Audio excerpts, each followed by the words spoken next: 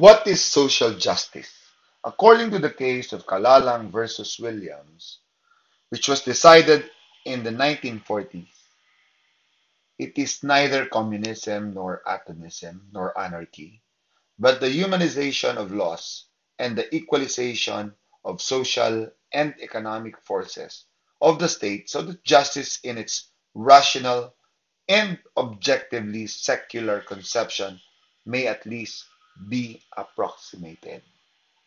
It means the promotion of the welfare of all the people, the adoption of the government of measures calculated to ensure economic stability of all the component elements of the society through the maintenance of a proper economic and social equilibrium in the interrelations of the members of the community constitutionally through the adoption of measures legally justifiable or extra constitutionally through the exercise of powers underlying the existence of all governments on the time honored principle of salus populi est suprema lex.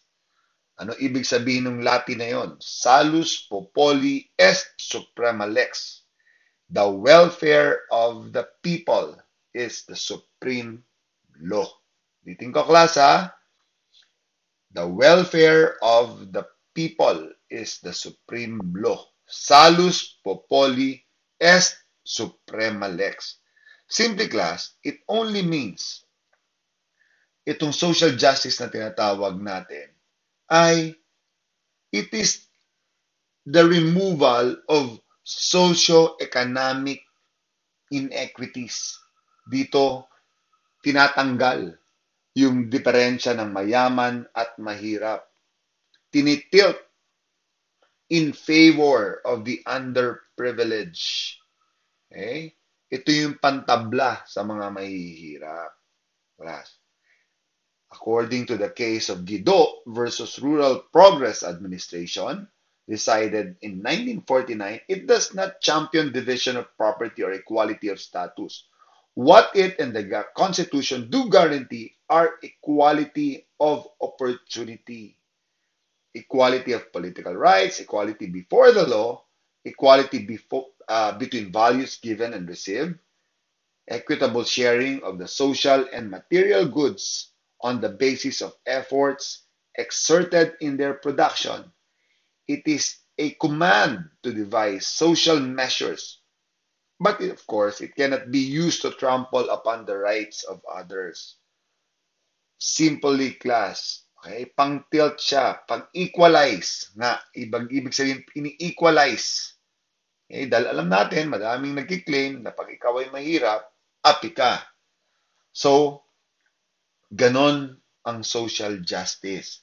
Kaya kung mapapansin nyo, sa mga cases, class, parating medyo pinapaboran ang mga underprivileged.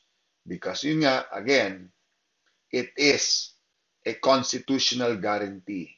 Okay? Ito yung pinakamataas na batas. Yung sinasabi ko, konstitusyon or ang ating saligang batas. Okay?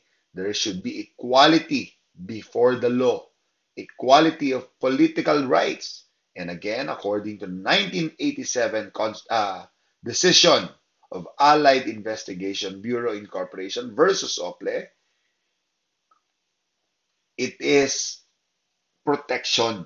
Protection ito sa ating mga underprivileged. It is a compassionate justice or an implementation of policy that those who have less in life should have more in law.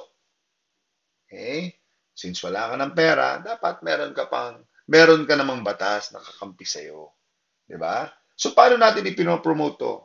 Dahil ngayong 1987 Constitution class, itong pinakabago nating Constitution, kung mapapansin nyo, kaya importante yung mga dates. Gaya nung Kalalang versus Williams, it was decided in 1940. Tapos ito namang Guido versus Rural Progress, 1949. Tapos ito namang Allied Investigation Bureau, 1979 naman. Eh, ano mapapansin nyo? Lahat ito medyo luma na. Because the 1987, dahil 1987 Constitution gives us another perspective. Okay? Dito sa 1987 Constitution class, ang sinasabi naman dito, it contemplates equitable diffusion of not only yung wealth, but political power para sa common good.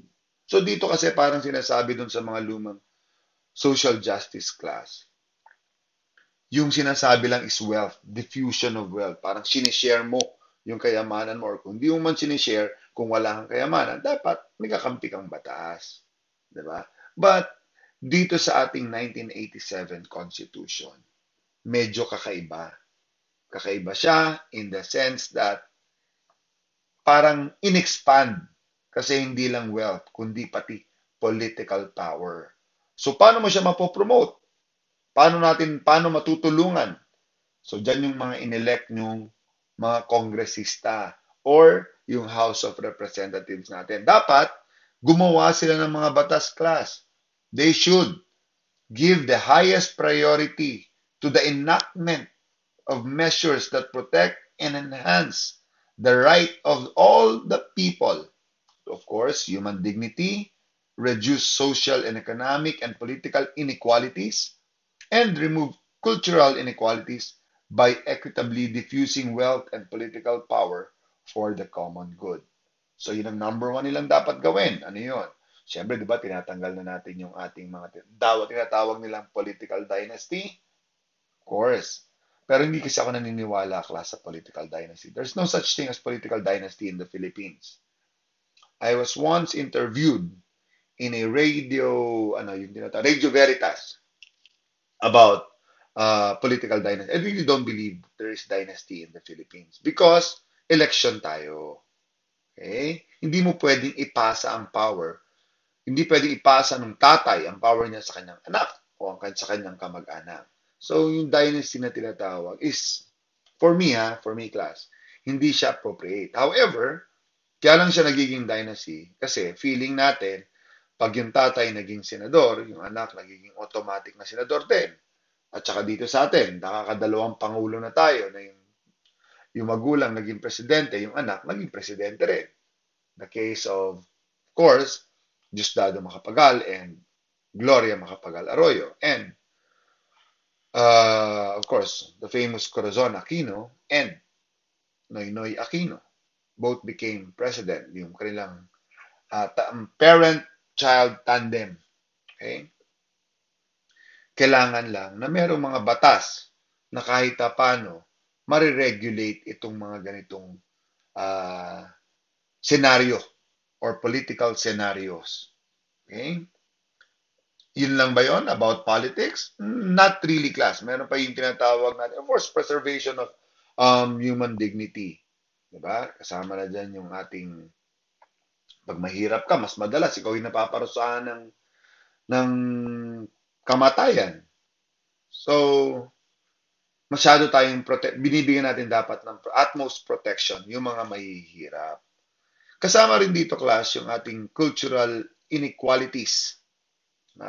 Ngayon, kasama na sa social justice class. Though hindi naman applicable sa atin, kasi yung mga tinatawag, diba, yung uso ngayon sa Amerika, yung pag ikaw ay black, o ngayon nga, pati Asian, binubugbog eh.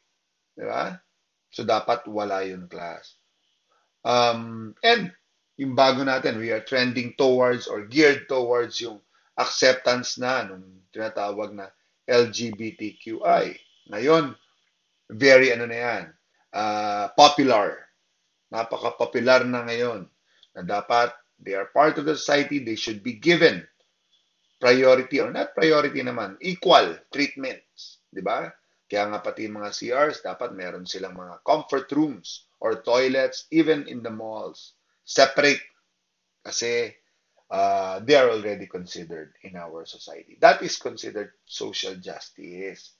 Part yan ng social justice. Paano pa? Paano pa natin pwedeng i-promote ang social justice? Number 2, the state shall regulate the acquisition, ownership, use, and disposition of property and its increments. Ngayon, class, even yung ano ba, having a property, hindi lang siya isolated sa mga mayayaman. Kaya nga dyan natin tinatawag na dapat meron mga pabahay ang gobyerno para naman maklaim ng ating mga underprivileged na citizens na magkaroon din sila ng sariling bahay. Hindi yung nakikiging informal settlers lang sila kung saan saan. It should be the state's responsibility to provide yung acquisition and ownership ng mga properties ng mga underprivileged. Okay? So number three, ano pa? The promotion of social justice shall include the commitment in creating economic opportunities based on freedom of initiative and self-reliance. Plus, dun sa tatlong yon, yung number three kasi class, it's more on the financial support din ng mga, kung mapapansin nyo class, lalo na yung mga medium scale, medium scale enterprises. Okay? Ito yung mga maliliit na negosyo na madalas, lalo na ngayong pandemic, sinusuportahan din ng gobyerno to continue yung kanilang negosyo. Pwedeng magpautang, pwedeng mag-conduct ng mga seminars to help them out. And that is part of social justice. Yung mga mayayaman, hindi naman sila masyadong napapansin sa ganyan. But ito, talagang pinopromote ng ating gobyerno para matulungan ang mga maliliit na negosyante. So tatlo yon, tatlo yung paraan mo para ma-promote ang social justice. Of course, enactment of laws, number one. Number two is the regulation of acquisition and ownership of properties. And number three, commitment to economic opportunities. Okay? So tatlo yon. Now, class, meron akong simple question. Okay? This is for your finals. Is compassion for the poor an imperative of every human society? Yan. Ulitin ko ulitin ko yung question. Is compassion for the poor an imperative of every human society? Answer. Compassion for the poor is an imperative of every human society, but only when the recipient is not a rascal claiming an undeserved privilege. Okay? Social justice cannot be permitted to be the refuge of scoundrels any more than equity be an impediment to the punishment of the guilty. Those who invoke social justice may do so only if their hands are clean and their motives blameless, and not simply because they happen to be poor. Ulitin ko ulitin natin para social justice cannot be permitted to be the refuge of scoundrels any more than can equity be an impediment to the punishment of the guilty. Those who invoke social justice may do so only if their hands are clean and their motives blameless, and not simply because they happen to be poor. This great policy of our Constitution is not meant for the protection of those who have tainted the cause of labor with the blemishes of their own character. That is the case of Philippine Long Distance Company versus NLRC et al. Decided in August 23, 1988. Wow, decision pa pala ito nung mamatay si Ninoy Aquino, ang tatay ni Noynoy Aquino, ni Presidente, ex-presidente Noynoy Aquino. Ano ba yung kasong yun, class? That case is a case of Marilyn Abukay, a traffic operator of the Philippine Long Distance Telephone Company, who was accused by two complainants of having demanded and received from them a total amount of 3,800 in consideration of her promise to facilitate approval of their applications for telephone installation. Investigated and heard that she was found guilty. Pero ang ginawa niya, pumunta siya sa Ministry of Labor and Employment at that time. After consideration of evidence and arguments of the parties, the company was sustained and the complaint was dismissed for lack of merit. Nevertheless, the dispositive portion of labor arbitrator's decision declared that the response the respondent shall be given 1 month pay for every year of service as financial assistant. So hindi pumayag ang PLDT dito, class. Kasi lumalabas na siya ay nangurap na nga ng mga customers, mabibigyan pa siya ng financial assistant. So, kaya na umabot dito. Maraming pagtatalo, so umabot na sa Supreme Court. And the Supreme Court agreed na hindi siya dapat mabigyan dahil siya mismo meron siyang masamang ginawa. Siya ay naging corrupt sa panghihingi ng pera para lang mapadali ang pag-apply ng telepono. Kasi nung unang panahon ng class, alam niyo ba yung telepono, mahirap kumuha noon. Hindi ganun kadali. Napakahirap kumuha. Okay? Now, in this case, class, nagkaroon na inayos na ng Supreme Court kasi maraming cases before this na pag ikaw ay mahirap, minsan na pagbibigyan ka. But in the 1988 case of PLDT, it clearly distinguishes kung sino lang ang pwedeng bigyan ng financial assistance. Okay? So, dapat, sinasabi rito, pwede mong i-invoke ang social justice kung ikaw ay malinis. Hindi naman pwedeng pumupunta ka sa korte. Yung pala, ikaw ay corrupt, kasi hihingi ka ng financial assistance. Nangurap ka na. Gusto mo, meron ka pang makukuha. So, hindi pwede yun. Dapat ipakita mo na ikaw ay karapat-dapat.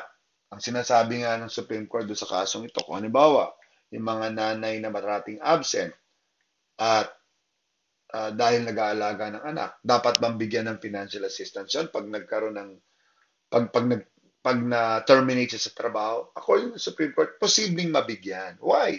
Because, technically speaking, again, ipapasok natin yung management prerogative. Class, may karapatan ang employer na i-terminate sa trabaho yung nanay dahil hindi ka nakakapasok ng maayos. Siyempre, at the end of the day, kailangan ka pa rin sa negosyo kaya ka tinanggap. However, class, dahil terminate ka kahit na ito ay for a cause, dapat mabigyan ka ng financial assistance. Okay? That is social justice and management prerogative working hand in hand. Okay, halimbawa, isa pa example, security guard, nakakatulog parate. That is, class, nakakatulog sa kanyang duty. So that is a ground for termination. May cause. Justifiable yung cause ng pagtanggal. Ngunit, pwede ba itong bigyan ng financial assistance? Sabi ng Supreme Court, pwede naman. Pwede naman. So, kailangan lang tignan yung history kung talagang maganda naman ang history niya, pero lately, nagiging matulugin siya. So, pwede siyang mabigyan ng financial assistance based on social justice.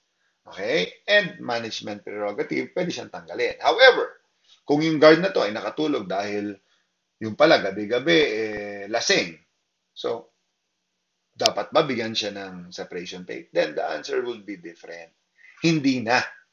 Okay? Because dito meron ang tinatawag na yung character mo, hindi na maganda. Diba? Blemish na yung iyong character. So, ganun po nag-work ang ating social justice. Okay?